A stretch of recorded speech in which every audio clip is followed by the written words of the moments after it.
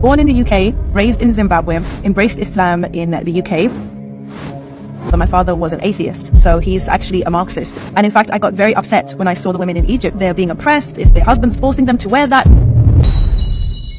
So after I came back from Egypt, I started covering my hair, I stopped drinking, I stopped eating pork. Allah blessed me with 17 years of marriage to my husband, who is sadly returned to Allah, Allah yarhamu.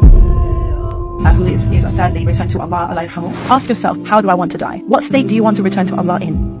I am, alhamdulillah, an award-winning author of almost 30 books for children, teens and adults. I'm also an international speaker and a book coach helping Muslim women to get their story, message and knowledge out into the world to create a legacy for themselves and their families, inshallah. So, born in the UK, raised in Zimbabwe, embraced Islam in the UK, mashallah, while I was at university. Alhamdulillah, here I am today, a global citizen, having traveled the world and lived in Egypt and the UK and back in Zimbabwe. That's me in a nutshell. How was your life in regards to faith? What were you believing in? Well, my mother was born a Christian, like most Africans are Christians, but when she married my father was an atheist. So he's actually a Marxist and didn't believe in God at all. So my mother didn't practice her religion. So I grew up not believing in God until I reached my teenage years. And then when I became a teenager, I started questioning, started asking myself, why am I here?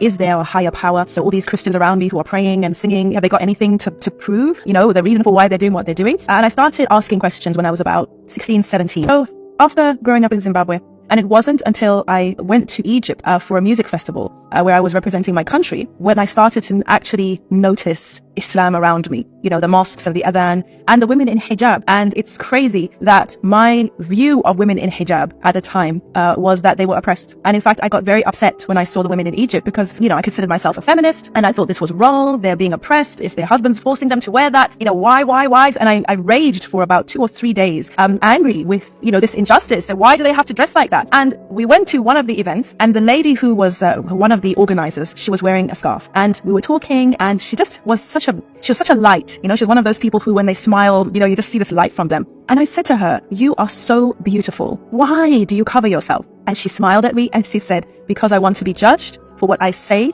and what I do, not what I look like.